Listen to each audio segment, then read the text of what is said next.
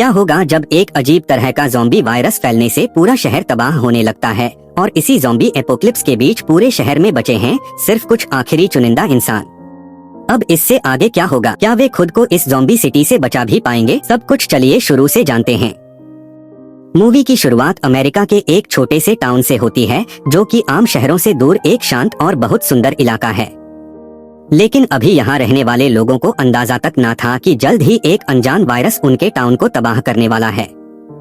शुरू के दिनों में टीवी न्यूज में बताया जाने लगा कि कैसे एक अनजान वायरस दुनिया में हर ओर फैल रहा है, जिससे लोग अजीब हरकतों से अपने आपे से बाहर होकर एक दूसरे पर ही अटैक कर रहे हैं।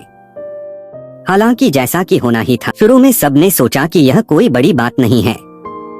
गवर्नमेंट और डॉक्टर्स जल्द ही इस नए वायरस का इलाज ढूंढ निकालेंगे। लेकिन समय के साथ इस वायरस का प्रभाव बढ़ता ही गया।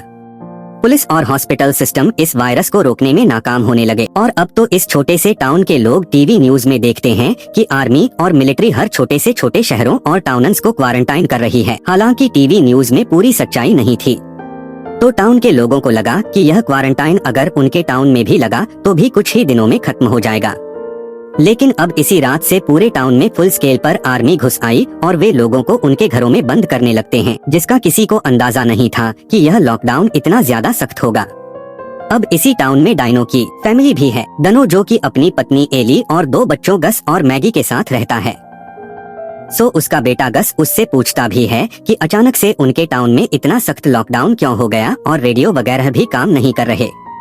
हालांकि डायनो उसे समझाने की कोशिश करता है कि शायद से यह नया वायरस उनकी उम्मीद से कहीं खतरनाक है जो कि टीवी न्यूज में बता नहीं रहे। उसके अनुसार सरकार जानबूझकर उन सब से जानकारी छिपा रही है ताकि आम पब्लिक में पैनिक ना फैले और कोई केस क्रिएट ना हो। सो अभी के लिए उन्हें सिर्फ अपने घरों में ही रहना चाहिए। अब रात को भी जब सभी सोने गए ही थे कि उन्हें बाहर से तेज आवाजें आने लगी। दरअसल इस टाउन से कई सारी फैमिलीज बाहर जाने की कोशिश कर रही थी, लेकिन सोल्जर्स ने उन्हें गन के दाम पर वापस भेज दिया। यानी कि इस टाउन को चारों ओर से सील किया जा चुका है। अब अगले ही दिन से पूरे टाउन में एंटी स्प्रे और यहाँ रहने वाले लोगों की जांच होने लगती है, यह जानने के लिए कि कितने लोग इस नए वायरस से पीड़ित हैं। उन्हें बताया गया कि जो भी लोग इन्फेक्टेड निकलेंगे उन सभी को सोल्जर्स अपने साथ टाउन के स्कूल वाले कैंप में ले जाएंगे और वहीं उनका इलाज करेंगे। जैसे आने वाले कुछ दिन ऐसे ही बीत जाते हैं। टीवी में खबरें तो आ रही थी कि लोग सरकार और आर्मी का सहयोग करें और घरों में ही रहें। लेकिन क्योंकि यहाँ टाउन में किसी ने कोई इन्फेक्शन नहीं देखा तो फिर भी सरकार उनके टाउन को क्वारंटाइन से हटा क्यों नहीं रही। हर कोई यही सोचने लगता है। वहीं सेम इसी टाउन के एक दूसरे घर में डायनो का दोस्त कैस्पर दिखाया जाता है जो कि अभी अपनी गर्लफ्रेंड एना को समझा रहा था कि वह यहाँ से बाहर ना जाए।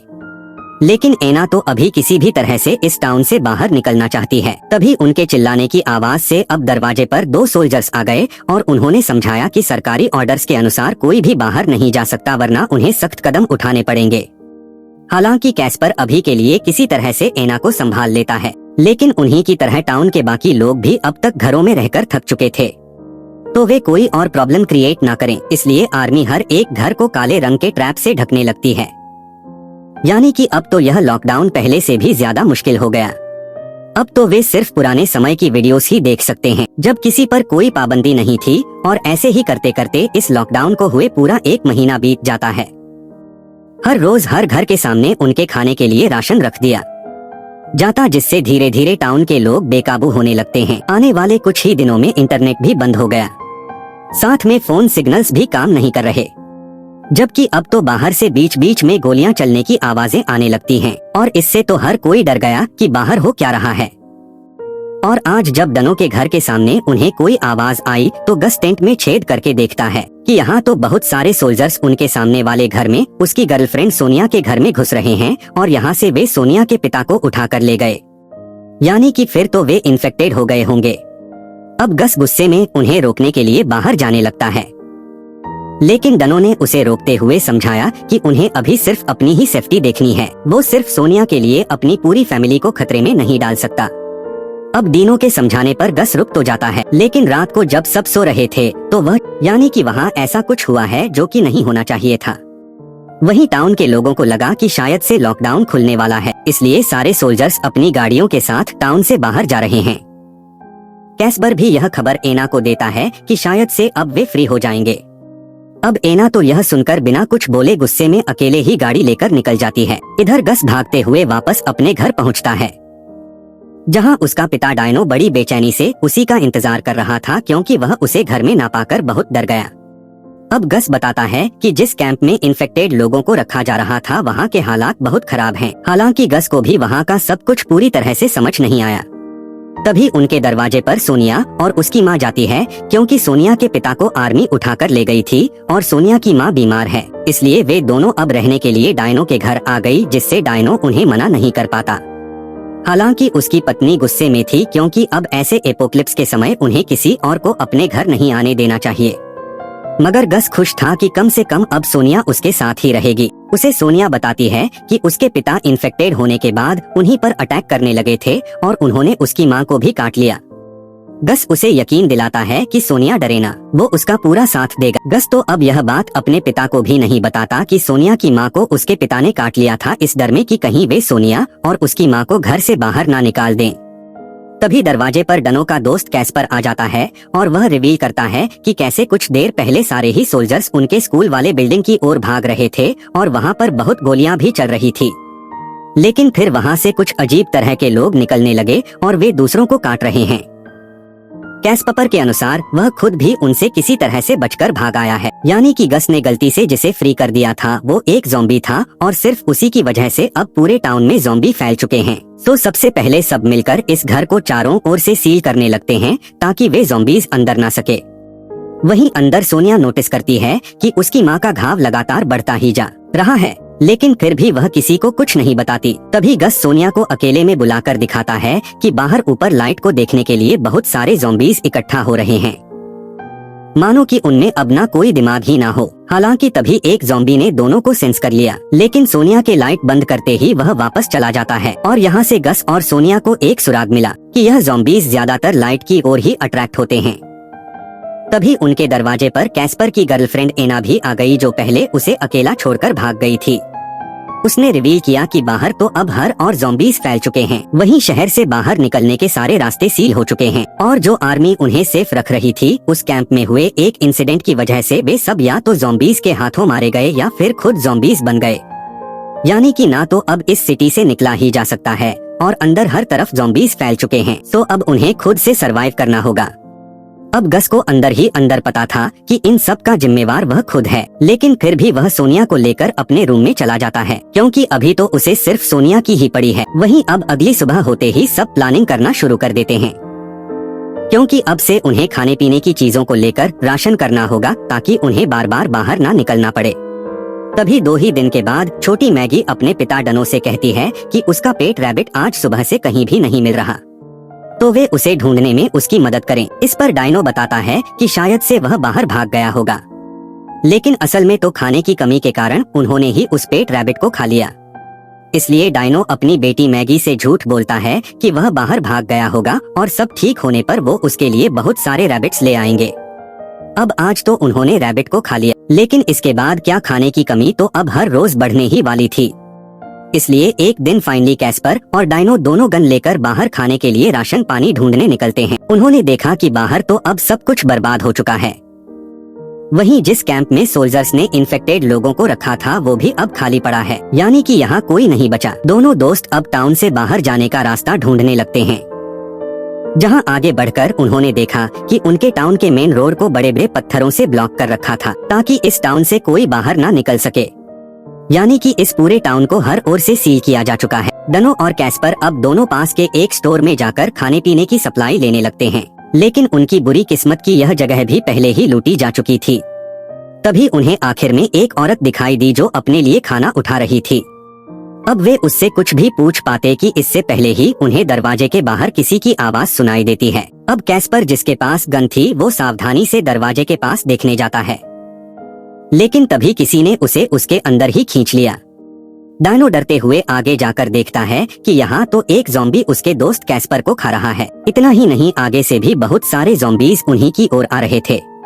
सो डायनो तो जल्दी से कैस्पर की गन उठाकर उस औरत को साथ लेकर बाहर निकल आता है और उन्होंने किसी तरह से स्टोर से बाहर आकर वहाँ का दरवाजा बंद कर दिया ताकि वे ज़ॉम्बीज अंदर ही बंद रहें। जबकि डनो अब बाहर आते ही उस औरत से उसका खाना मांगने लगता है। उस औरत ने कहा भी कि उसके 2 बच्चे जो कि भूखे हैं वे घर पर उसका इंतजार कर रहे हैं, तो अगर वह खाना नहीं ले गई तो उसके बच्चे मर जाएंगे। लेकिन डनो अब उसकी एक भी नहीं सुनता।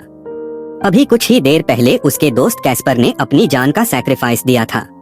तो डायनो गुस्से में उस औरत से सारा खाना छीन लेता है और फिर अपने घर वापस आने लगता है। वहीं दूसरी ओर घर पर सोनिया की माँ की सांसें बंद हो जाती हैं। इसलिए गस और सोनिया ने उसे ढक दिया, यह सोचकर कि वे इसे बाद में दफना देंगे। तभी गस की माँ एली बताती है कि उसकी छोटी बहन मैगी कहीं बाहर चली गई है। सो एली और गस अब दोनों माँ बेटा बाहर जाकर उसे ही ढूंढने लगते हैं। घर में अब सिर्फ एना और सोनिया ही रह गई और उन्हें तो यह भी नहीं पता कि अंदर सोनिया की माँ, जिसे कि वे मरा हुआ समझ रही हैं, वह अब पूरी तरह से ज़ॉम्बी बन चुकी है। तो वहीं मैगी अपने पुराने पैट रैबिट को ढूंढते हुए अकेले बाहर निकल आई थी। उसे ज़ॉम्बीज के बारे में कुछ नहीं पता, तो वह चलते हुए अपने एक पुरानी नेबर को देखती है और अब जैसे ही उस नेबर ने अपना चेहरा घुमाया तो मैगी तो डर के मारे जोर से चिल्ला उठती है। यह आवाज डनो ने भी सुन ली, जो कि अब तक खाना लेकर लौट रहा था। तो वह भी सारे खाने को छोड़कर अपनी बेटी को बचाने दौड़ता है। तब तक यहाँ घस और एली भी पहुँच गए। सो गस तो ज़ॉम्बी को देखते ही अब उस पर अटैक करने लगता है, लेकिन अब तक यहाँ उनकी आवाजों से और भी ज़ॉम्बीज आ चुके थे, जिन पर कि डायनो गोलियां चलाते हुए गस और अपनी पत्नी एली को बचाने लगता है।